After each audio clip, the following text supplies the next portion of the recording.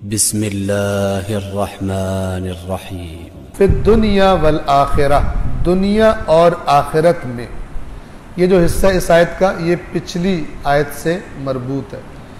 وہاں پہ کیا تھا؟ اللہ اپنی آیات کو بیان کرتا ہے کھول کھول کر تاکہ تم لوگ فکر کرو.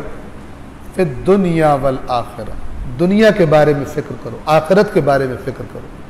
ٹھیک ہے، یعنی فکر کرنے سے انسان پھر حقیقتوں کو جان لیتا ہے، اس کے مطابق زندگی گزارتا ہے.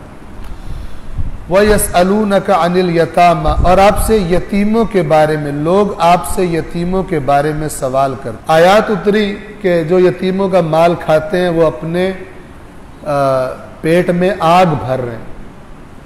لوگ ڈر گئے،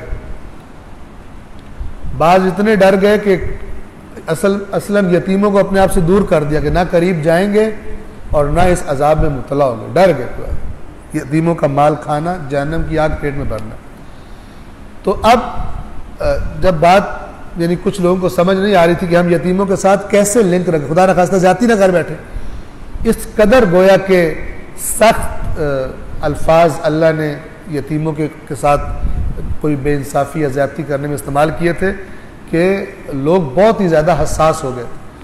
پھر اللہ کے رسول سے سوال کرتے تھے اور ان کا پھر سوال اور جواب اس آیت میں بیان فرمایا گیا کہ آپ سے لوگ یتیموں کے بارے میں پوچھتے ہیں، آپ کہہ دیجئے ان کی اصلاح بہت اچھا کام ہے. اور اصلاح سے مراد یہ نہیں کہ یتیم خراب ہو رہا ہے تو اس کی اصلاح، یعنی اس طرح کا ان سے رویہ کہ وہ خراب ہو ہی نہ.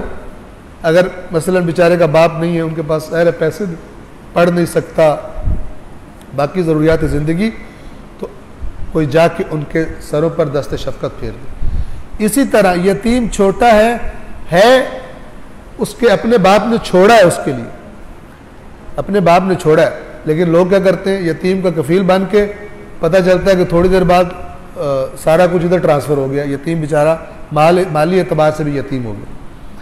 تو اس لیے اللہ نے کہا تھا جو یتیم کا مال کھاتے ہیں جہنم کی آگ پیٹ میں بھر رہے ہیں. تو اب ان کے ساتھ اگر یتیم ایسا ہے کہ اس کے پاس مال نہیں ہے، غریب ہے، پھر تو واضح ہے کہ ویسے اس کی ہیلپ کرنی.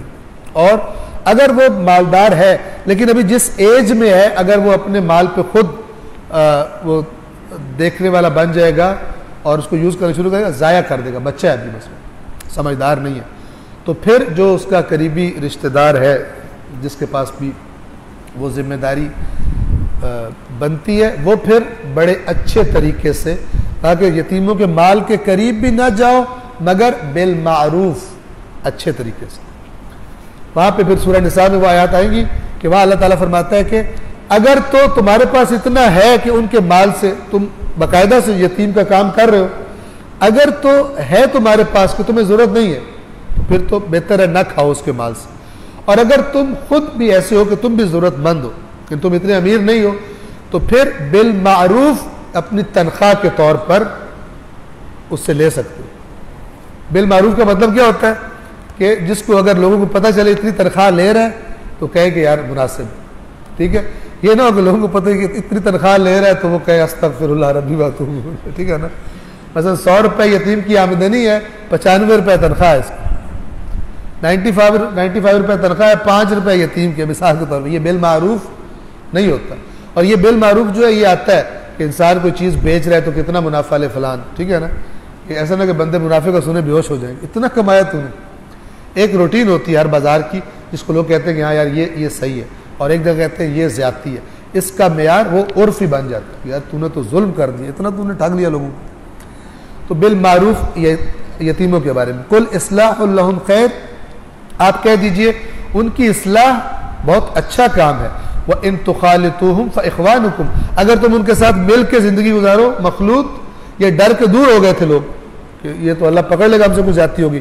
اللہ نے فرمایا ان کی اصلاح بہت اچھا کام ہے، اور اگر ان سے مل جل کے انہیں دور نہ کرو، ان کے ساتھ زندگی گزارو، تو یہ تمہارے بھائی ہیں، یعنی اپنے بھائیوں کے طور پر تم ان سے برتاؤ کرو، الگ نہ کرو. وَاللَّهُ يَعْلَمُ الْمُفْسِدَ مِنَ الْمُصْلِحِ، اور اللہ جانتا ہے اصلاح کرنے والے کو فساد کرنے والے سے. اللہ کو بہتر پتہ ہے کہ تم جو یتیم کر رہے ہو، اور یتیموں کے لیے مثلا کہہ رہے ہو میں یتیموں کے لیے یہ اکٹھا کروں، تو اللہ کو پتہ ہے تم کس لیے کر رہے ہو، یتیموں کے لیے کر رہے ہو یا خود پیٹ بھرنے کے لیے کر رہے ہو. اور جو تم یتیموں کے اتنے کفیل بنے ہو ان پہ ظلم کرتے ہو یا واقعا ان کا خیال رکھتے ہو، اللہ کو پتہ ہے. لہٰذا جن کی نیت صحیح ہے وہ یتیموں کا خیال رکھیں، اور جو بے ایمان ہے وہ اوپر سے جتنے بھی میک اپ کر لیں، اللہ کو پتہ ہے کہ انہوں نے یتیموں کے ساتھ کیا سلوک کیا ہے.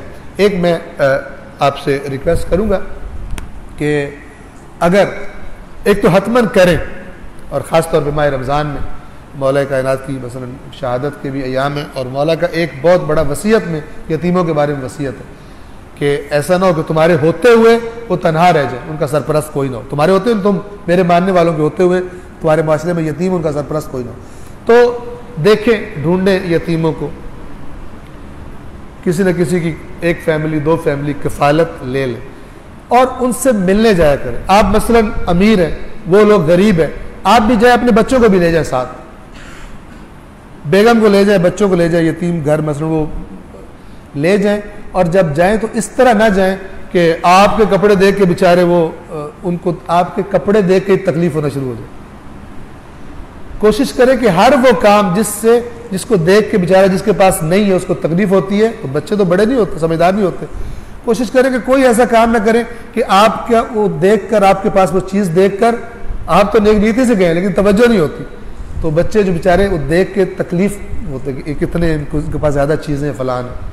اور کوشش کریں کہ جو ہو اچھی چیزیں وہ پھر ان کے لیے لے کے جائیں. یعنی انسان بعض اوقات اچھائی کر رہا ہوتا ہے لیکن تکلیف کا سبب بن جاتا ہے.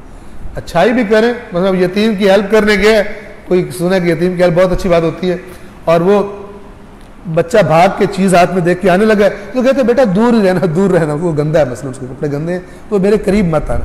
تو یہ اللہ کو پسند نہیں ہے. کوئی نہیں، تھوڑی دیر گندے ہو گئے کپڑے، کچھ نہیں، آپ جا کے پھر، لیکن اس کو کہنا کہ دور ہی رہو، دور ہی رہو، تو یہ اچھی بات نہیں. جائیں بھی، اور جائیں بھی اس طریقے سے کہ جس سے ان کو لگے کہ کوئی اللہ کی رحمت آ گئی ہے.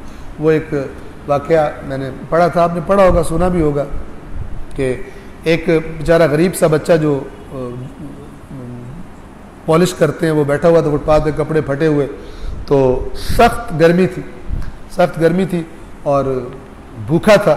تو ایک کوئی خاتون گزر رہی تھی، اس نے دیکھا اور اس کی حالت دیکھی، اس کے لیے مثلا اچھا کولڈ ڈرنک اور کھانا لے کے آ گئی اس کو. تو اس بچے نے اس سے خاتون سے پوچھا کہ آپ اللہ تعالیٰ ہیں؟ تو اس نے کہا کہ نہیں میں اللہ تعالیٰ نہیں ہوں، میں تو اللہ کا بندہ ہوں.